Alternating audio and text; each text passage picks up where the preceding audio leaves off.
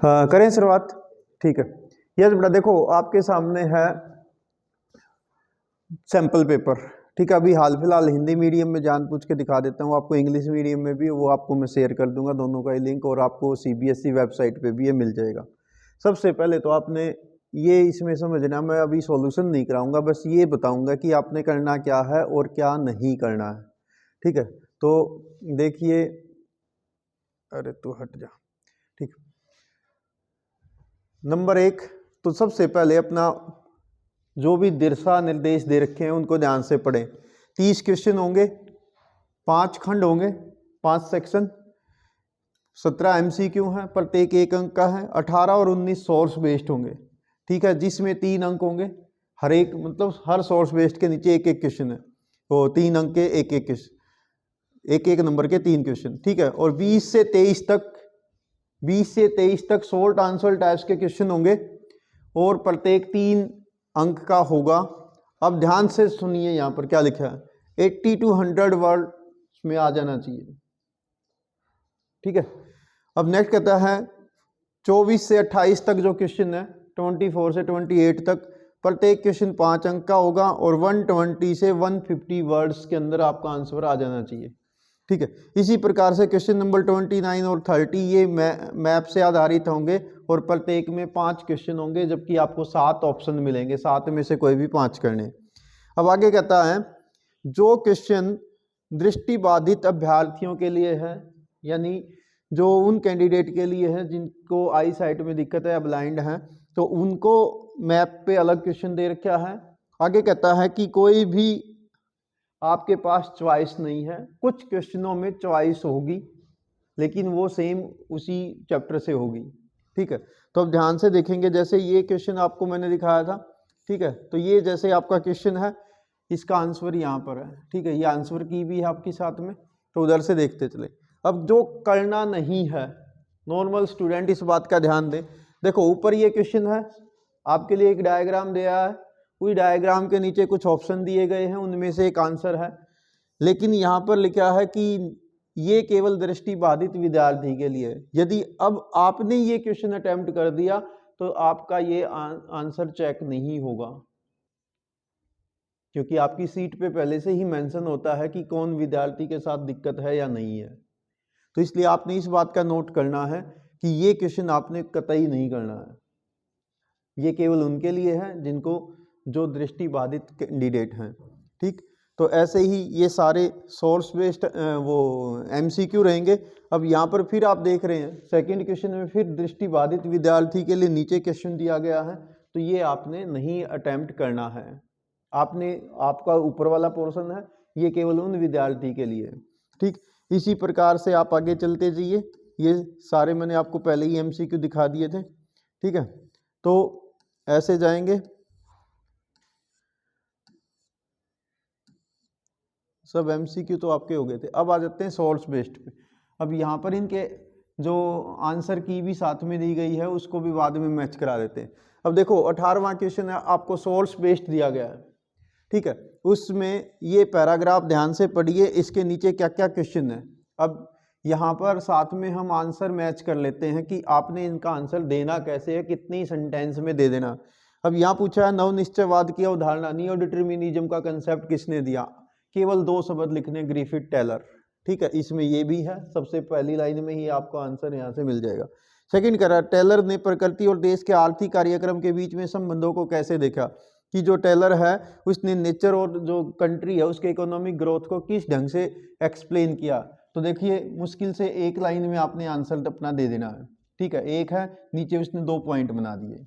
तो ऐसे आप ये भी सीखें कि हमने नंबरिंग करनी है, डॉट वगैरह लगा के अपने पॉइंट को अच्छे ढंग से रिप्रेजेंट करना है। आपका प्रस्तुतिकरण भी मायने रखता है, तो अच्छे ढंग से आप अपना पेपर को वो करें। इसी प्रकार से थर्ड क्वेश्चन ये दिया, थर्ड क्वेश्चन का मुश्किल से 3 लाइन में आंसर आ गया। तो ऐसे आपने टू द पॉइंट शॉर्ट बढ़िया आंसर देने हैं। ठीक है, ऐसे ही ये आपका सोर्स बेस्ड हो गया दूसरा। ठीक है, ये पैराग्राफ ह्यूमन डेवलपमेंट वाले चैप्टर से दिया गया है। यहाँ पर आपको दिया भी है कि सोर्स कहाँ है, ये चैप्टर है, ये पेज नंबर यहाँ से लिया गया। ठीक, अब इसके भी 3 क्वेश्चन हैं, इसके 3 आंसर ये रहे। सब पैराग्राफ में ही है। ध्यान से, ये बहुत ही बढ़िया क्वेश्चन होते हैं। या तो पैराग्राफ आएगा, या कोई डायग्राम दिया जाएगा, या कोई फिगर दी जाएगी, उसके आधार पर आपने इनका काम कर आंसर देना है। अब कर लेते हैं तीसरे वाले क्वेश्चन, जो सी सेक्शन है उसमें। अब यहाँ से आपने सीखना क्या है कि हम अपने आंसर कैसे देंगे जो 80 से 120 शब्दों में आ जाएं। ठीक है, अब देखिए क्या कहता है, आउटसोर्सिंग करने वाले देशों में नौकरी पाने वाले देशों को प्रभावित करता है कैसे। तो देखो, पहले आउटसोर्स बता दिया, कौन कौन से कंट्री करते हैं, क्यों वे लोग जाते हैं, उनका कारण क्या है, किस प्रकार से वे आउट माइग्रेशन करते हैं, और किस प्रकार से बीपी और केपीओ वाला आपने टॉपिक किया था। सब देख रहे हैं, डॉट लगा रखी है, आप डॉट लगाइए या पॉइंट नंबर लिखिए, 1 2 3 करके रोमन में लिख लो, जैसे भी, या 1 2 3 करके कर लीजिए। ऐसे आप लिखेंगे। कोई भी लंबा चौड़ा पैराग्राफ आप नहीं देख पा रहे हैं, सारे पॉइंट में दिए गए। इसी प्रकार से यहाँ देखो, प्रदूषण, संसाधनों की कमी, भीड़ भाड़ जैसी चुनौतियों करते हुए हम बढ़ते शहर और नवीन शहरों में सतत शहरी विकास यानी सस्टेनेबल डेवलपमेंट को कैसे कर सकते हैं। पॉपुलेशन बढ़ रही है, शहर में भीड़ भाड़ बढ़ रही है, कंजेशन बढ़ रहा है, पॉपुलेशन ओवर हो रही है, पोल्यूशन की प्रॉब्लम है। अब इसका आंसर देखें, स्मार्ट सिटी वाला है सारा, यानी जो आपका स्मार्ट सिटी मिशन है उसको क्वेश्चन थोड़ा कन्वर्ट करके दे दिया। तो ध्यान रखना है कि आपसे क्वेश्चन को कन्वर्ट करके भी पूछा जाएगा। तो यहाँ पर देखो, स्मार्ट सिटी नियोजन अपनाना, उसको प्री वैन को देना, हरित पेड़ पौधों पर ध्यान देना, कंट्रोल करना इसको पोल्यूशन को, इसके अलावा रिन्यूएबल सोर्स। अब इसमें कहता है कि कोई भी 3 पॉइंट भी आप लिखिए, केवल 3 पॉइंट में ही आपका आंसर पूरा होता है, जबकि यहाँ पर आपके लिए 5 सुझाए गए हैं। ठीक, इसी प्रकार से अगले पे आ जाओ। अब यहाँ कह रहा है कि एक योजनाकार है, एक प्लानर है, जिसको शहर की भीड़ भाड़ को देखते हुए, प्रदूषण को देखते हुए, ट्रैफिक को देखते हुए प्लानिंग करनी है, शहर की नियोजन करना है, प्लानिंग करना। तो वो कैसे करेगा। ठीक है, तो 22वें क्वेश्चन में कह रहा है कि एक तो पार्किंग शुल्क लगाओ, सामूहिक शिखर संचरण, ठीक है, मास इसको रैपिड ट्रांजिशन बोलते हैं, सार्वजनिक बसों में, इसके अलावा प्री वैन के द्रुत मार्ग यानी एक्सप्रेस वे हमने बनाने पड़ेंगे, इस टाइप्स की। अब आप देख रहे हैं ये 3 नंबर के क्वेश्चन का आंसर है। समझ रहे हो कैसे करना है। ठीक, अब आपको लगता है कि सर हम तो एक्सप्लेन भी करना चाहेंगे इसको, तो एक्सप्लेन करना चाहेंगे तो इनको हेडिंग बना लीजिए, देन एक्सप्लेन। बट ध्यान रखें कि आपकी शब्दों की लिमिट क्रॉस ना हो। इसी प्रकार से जैसे देखो, यहाँ पर एक क्वेश्चन है 1951 से 81, आपको याद होगा, ये पॉपुलेशन से रिलेटेड है, 3rd स्टेज से रिलेटेड है। अब इसमें ये आपका उत्तर दिया गया, क्या करना है।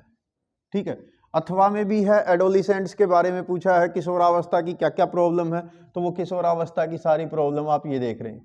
कैसे दिखाया वो देखो, सबसे पहले बताया कि एडोलिसेंट है कौन, फिर उसका परसेंटेज जनसंख्या में कितना है, फिर उसके आगे चुनौतियां क्या क्या हैं।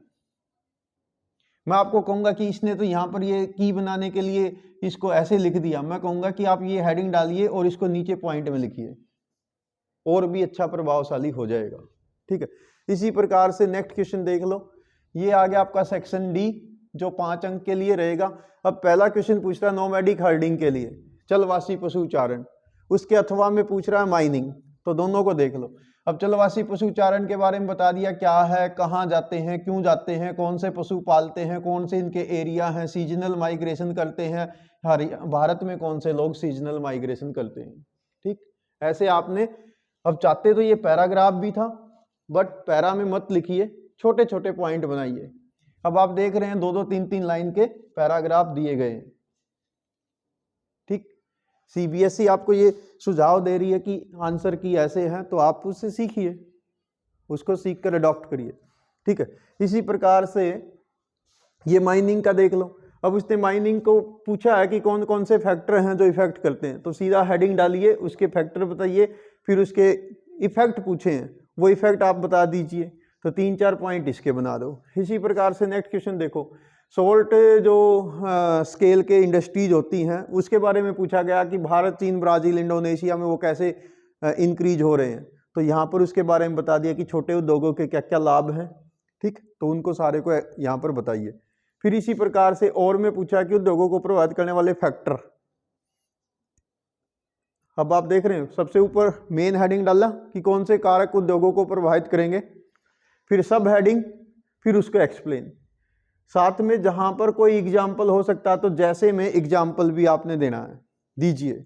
इसी प्रकार सेकंड पॉइंट हो गया रॉ मटेरियल, उसके बारे में लिखा, फिर लेबर, फिर पावर, और फिर आपका ट्रांसपोर्टेशन, गवर्नमेंट की फैसिलिटीज या पॉलिसीज। ठीक है, हेडिंग डालिए और एक्सप्लेन करिए। अभी जैसे आप देख रहे हैं यहाँ पर सारे हेडिंग को बोल्ड किया गया है, मतलब क्लियर दिखाई दे रहे हैं। तो आपने भी पेपर में अपने हेडिंग को ही ढंग से लिखना है कि वो बिल्कुल क्लियर दिखाई दे, टीचर को साफ स्पष्ट दिखाई देना चाहिए कि आप कहना क्या चाहते हो, क्या लिखा आपने। ठीक है, इसी प्रकार से नेक्स्ट पे आ जाओ। 26 क्वेश्चन है। अब देखो स्लम सेटलमेंट के बारे में पूछता है कि वहां पर कौन सी प्रॉब्लम आती। ये आ गया स्लम सेटलमेंट। यहाँ पर मैं आपको बल्कि एक दो बात और भी कहूंगा कि स्लम सेटलमेंट का हेडिंग डाल दो, स्लम सेटलमेंट क्या होती है, धारावी क्या है, कैसे वो सबसे बड़ी बस्ती है, फिर उसकी क्या क्या प्रॉब्लम है, ये सारी हैं, फिर उसके इफेक्ट क्या क्या होते हैं ये बता दीजिए। ठीक, इसी प्रकार से यहाँ पर नेक्स्ट क्वेश्चन आपका ये उस पर आ गया, पैराग्राफ दे दिया, इसके बारे में बताना है। ठीक है, अब इससे जो क्वेश्चन आपसे पूछा जा रहा है आयात निर्यात इंपोर्ट एक्सपोर्ट के बारे में है, तो उसको आप ठीक ढंग से एक्सप्लेन कर दीजिए। देखो उसमें स्लम सेटलमेंट के अथवा में भी था शायद कोई क्वेश्चन, हाँ साउंड पोल्यूशन का था, तो वो साउंड पोल्यूशन के बारे में ऐसे पॉइंट में आप एक्सप्लेन कर दीजिए। ठीक है, अब जो देखो यहाँ पर इसने जो क्वेश्चन पूछा इंपोर्ट एक्सपोर्ट के बारे में, अब यही क्वेश्चन आपका सोर्स बेस्ड में भी आता है। जब सोर्स बेस्ड में आएगा तो आपसे खुद क्वेश्चन टीचर पूछेगा पेपर के माध्यम से कि इसका आंसर क्या होगा, लेकिन यहाँ पर इसको दे दिया, तालिका आपके सामने दे दी कि इसको बेस बनाकर आप बताओ आपको क्या समझ में आ रहा है। तो वो सारा लिखिए, इंपोर्ट कितना हो रहा है, एक्सपोर्ट कितना हो रहा है, ट्रेंड कैसे चेंज हो रहे हैं, पहले क्या मंगाते थे अब क्या मंगाते हैं, पहले क्या भेजते थे अब क्या भेज रहे हैं। ठीक, तो वो सारा। देन आपका ये आ गया ITDP भरमौर वाला, तो ये इसका आंसर है, ये देख लीजिए। वैसे तो बताने को तो आप और भी बता दोगे कि भरमौर कहाँ है, कब उसको ट्राइबल एरिया घोषित किया था, बट वो अगर नहीं पूछा तो स्किप करिए। जितना पूछा क्वेश्चन को पहले पढ़ो, उसकी क्वेश्चन की मेरिट के आधार पर जितना पोर्शन पूछा गया है उसको लिखिए। थोड़ा बहुत 2-4 लाइन जो आपको लगता है कि हाँ मुझे इसमें एक्सप्लेन करना चाहिए तो वो कर सकते थे। ठीक है, देन देखो आपसे इंदिरा गांधी कैनाल के बारे में पूछ रहा है कि वहां पर भौतिक पर्यावरण कैसे डाउन हुआ है और किस प्रकार से आप इकोलॉजिकल बैलेंस वहां पर बना सकते हैं, उसके लिए आप क्या सुझाव देंगे। तो ये देखिए आप यहाँ पर बता देंगे कि कमान एरिया क्या था, किस प्रकार से वहां फसलों का एरिया बढ़ा, किस प्रकार से वहां पर प्रॉब्लम क्रिएट हुई और क्या हमने करना चाहिए। 5 ही पॉइंट में सब कुछ है। ठीक है, देन ये है आपका मैप, ये आपका आएगा वर्ल्ड मैप। ऐसे आपके 7 पॉइंट होंगे, 7 में से कोई 5 करने हैं। हमेशा टीचर आपको सुझाव देते हैं कि 7 में से 7 के 7 करके आइए। वर्ल्ड मैप का जो टॉपिक आएगा या इंडिया मैप का जो भी टॉपिक आएगा, आपने वो सीधा का सीधा मैप पर ही करना है, और मैप को सीट के लास्ट में नहीं बांधना, सीट के बीच में बांधना है ताकि मिसप्लेस ना हो। ठीक है, अब जैसे देखो ये ABCD सारे पॉइंट दिखा रखे थे, तो ये आप देख रहे हैं कैसे आपने दिखाना है, क्लियरली ऐसे स्पष्ट दिखाई दे।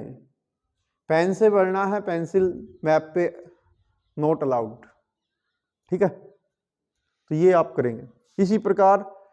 अब देखो नीचे हालांकि यहाँ पर दिए गए हैं, ये यहाँ पर लिखे हुए, बट आपने ये लिखने नहीं है, ये तो केवल आपको ये बता दिया कि भाई इसका आंसर ये है। ठीक, अब कई बार विद्यार्थी यहाँ गलती कर देते हैं, यहाँ पर गलती हो जाती है विद्यार्थियों से। वो क्या करते हैं, जो दृष्टिबाधित विद्यार्थियों के लिए पूछे गए क्वेश्चन है उसको मैप पर भर देते हैं।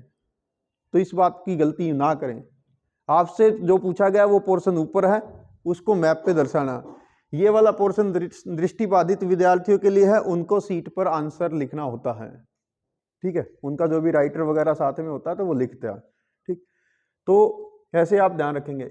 इसी प्रकार से ये वर्ल्ड का मैप है, वो इंडिया का, तो इंडिया में सीधा पूछेगा। देखो इंडिया में पूछेगा ऐसे जी, तो लोहे एस्क की खदान है वो कौन सी है, तो देखिए यहाँ पर जैसे उसने पॉइंट लिखा 30.1, तो आपने ये आंसर इसके साथ लिखना है। जैसे ये लिखे ना मयूरभंज, सीधा आप इस पे मैप पर ही लिखेंगे। जैसे की में यहाँ पर अलग दिया गया है तो आप ये अलग नहीं लिखेंगे, सीधा मैप पे ही लिखिए। जैसे 30.3 ये ई असम है, ये बिहार है, ये यहाँ पर रानीगंज है, ये मयूरभंज है, ये जामनगर है, ये यहाँ पर आपका बेंगलुरु है, ये आपका तूतीकोरिन है। तो सीधे के सीधे मैप पर ही लिखेंगे। ठीक है, तो ये था आपका सैंपल क्वेश्चन पेपर। इसको अच्छे ढंग से आप सोल्व भी करके देख लें, मैं ये कहूँगा। ठीक है, वेबसाइट पे ये CBSE पे है अवेलेबल, मैं इस की वीडियो की डिस्क्रिप्शन में भी दे दूंगा इसका लिंक, आपको सीधा वहाँ से ले लीजिए और इसको करके देखिए।